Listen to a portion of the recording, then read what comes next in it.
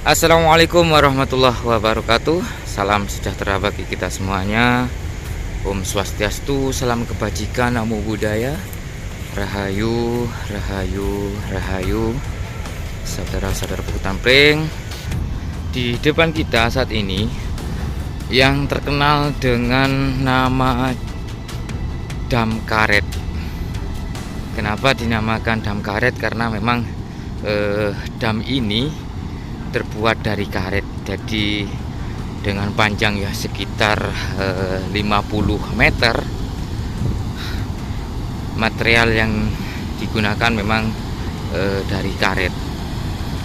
Banyak mitos yang berkembang di sini, mulai dari insiden orang mancing yang tenggelam di sini, dan ada juga dari cerita masyarakat di sini bahwa dulu di situ ada penyeberangan begitu dengan menggunakan perahu.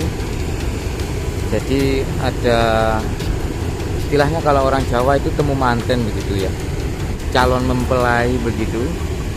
Itu memang dapat jodoh di seberang sungai ini, sehingga waktu acara nikah dengan diiringi oleh saudara-saudaranya menyeberangi perahu di situ dan tenggelam di sana.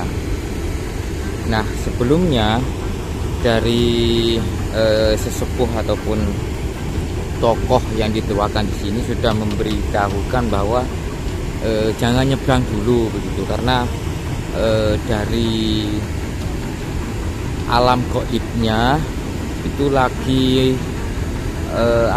lagi sibuk begitu, lagi ada acara besar-besaran, jadi jangan nyebrang dulu. Tapi rombongan calon manten itu bersikukuh untuk nyebrang, dan akhirnya ada insiden itu. Kejadiannya tahun berapa saya sendiri kurang begitu tahu, tapi cerita ini memang sudah berkembang sampai saat ini pun.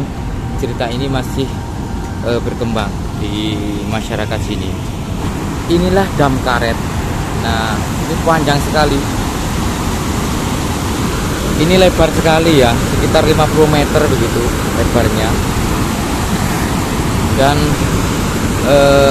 memang digemari oleh para pemancing di sana. Ketika musim kemarau ini agak surut begitu, jadi banyak ikan. Orang mancing itu biasanya panen di sini, panen ikan. Nah, seperti ini karetnya. Nah, makanya dinamakan Dam Karet. Ini karet ini, terbuat dari karet.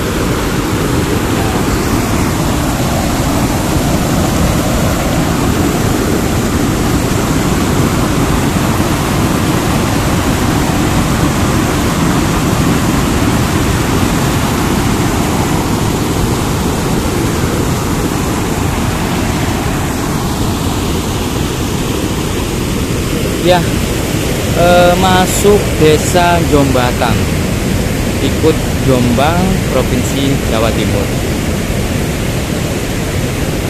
Dari struktur bangunan sangat kuat sekali. Nah, seperti ini. Mungkin racikan waktu mereka membuat ini ya, seperti semen beserta pasirnya itu mungkin sangat-sangat diperhitungkan begitu, sehingga kokoh sampai saat ini. Saya coba petik lagi tentang adanya mitos-mitos yang ada di sini. Nah, dipercaya ya, di bulan-bulan tertentu, di hari-hari dan malam-malam tertentu, di sini suka ada penampakan buaya putih begitu, saudara-saudara Pukutan Pring, di sekitar Dam Karet ini. Kalau orang yang lagi cari ikan dengan menggunakan perahu kecil itu, ketika sudah melihat ya buaya putih tersebut, ya mereka biasanya pulangnya itu malah dapat banyak ikan begitu, bukannya sepi, tapi malah panen dia. Mereka panen ikan. Dan biasanya ketika orang-orang yang lagi mencari ikan dan melihat buaya putih tersebut, mereka berpamitan seolah-olah menyapa begitu dengan bahasa Jawa tentunya. Satu contohnya, Mbah ngapunten, niki anak putu ini batur rezeki, ya begitu saja. Dan itu cukup aman begitu, tidak khawatir lagi. Dan beberapa bulan kemarin, nah di pinggir sana ada insiden orang mancing, ya entah sebab apa, tiba-tiba kayak semacam kepleset begitu dan tenggelam, dan ketemunya di sana. Ya, sungai ini Sungai Brantas, sebagaimana Sungai Brantas merupakan sungai yang terbesar ya, setelahnya Solo begitu. Dan dipercaya memang delta Brantas ini memang di zaman Kerajaan Majapahit adalah merupakan pelabuhan terbesar begitu. Jadi mulai dari pelabuhan Perak di mana Surabaya sana, transit ke Canggu, setelah itu baru transit ke Sungai Brantas sebagaimana telah diterangkan di Pararaton. Dan di sini juga jarang banjir ya. Ya, karena memang ada dam karet ini sehingga aliran air ataupun arus air, debit air bisa dikontrol. Nah, itu yang ada bangunan cat biru itu tempat kontrolnya.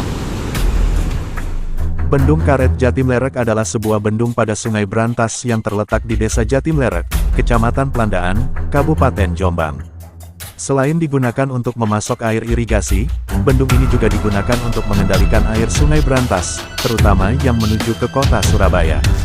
Pada pertengahan dekade 1980-an, dengan telah selesainya pembangunan sejumlah infrastruktur di bagian hulu dan tengah Sungai Brantas, terjadi penurunan dasar Sungai Brantas sebanyak 2 meter lebih dalam dari rencana semula, mulai dari Ploso hingga Mojokerto, karena jumlah sedimen yang terangkut oleh Sungai Brantas terus menurun. Sejarah Kabupaten Jombang selalu menarik untuk dikulik. Banyak peninggalan sejarah yang menjadi bukti eksistensi kota santri, diantaranya Bendungan Karet Jatimlerek dan Menturus. Bendungan Karet berfungsi mengatur derasnya aliran sungai, namun siapa sangka Kabupaten Jombang memiliki bendungan karet pertama di Indonesia. Adapun ukurannya, untuk Bendung Karet Jatimlerek memiliki lebar 150 meter dengan tinggi 1,85 meter. Sedangkan Bendung Karet Menturus lebarnya 150 meter dengan tinggi 150 meter. Bendung Jatimlerek dapat menaikkan permukaan air bagian tengah Kali Brantas. Hal itu dapat menampung luas pengairan persawahan 1.707 hektar dengan irigasi sepanjang 18 km. Jika digabungkan dengan Bendung Menturus, keduanya dapat memasok air pada lahan seluas 4,549 hektar. Keduanya dinilai mampu mengairi persawahan di 4 kabupaten, yakni Kabupaten Jombang, Mojokerto, Gresik, dan Sidoarjo. Demi menaikkan muka air sebesar itu, maka di 2 lokasinya dibangun bendung dari karet. Khusus untuk Jatimlerek, ambangnya dapat bergerak. Pengoperasian bendung karet ini dilakukan dengan cara pengembangan di musim kering dan pengempesan di musim banjir. Penggembungannya dapat memakai air atau udara. Model bendung yang pemeliharaannya ringan ini, diharapkan dapat meningkatkan intensitas tanaman pangan di daerah, dan mencegah kemungkinan degradasi dasar sungai yang berlebihan.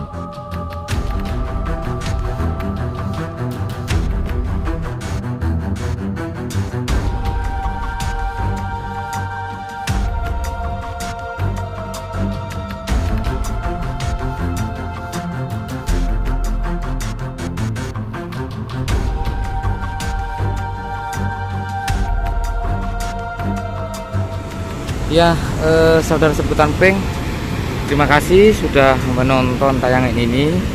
Semoga bermanfaat dan mohon maaf ya. Nanti di kemudian hari kita coba lagi, kami eksplor alam lagi yang lebih menarik lagi. Dan sekali lagi selamat merayakan Hari Raya Idul Fitri 1444 Hijriah. Mohon maaf lahir dan batin. Salam budaya Nusantara, tinggalkan perselisihan, sambung persaudaraan. Wassalamualaikum warahmatullahi wabarakatuh. Rahayu.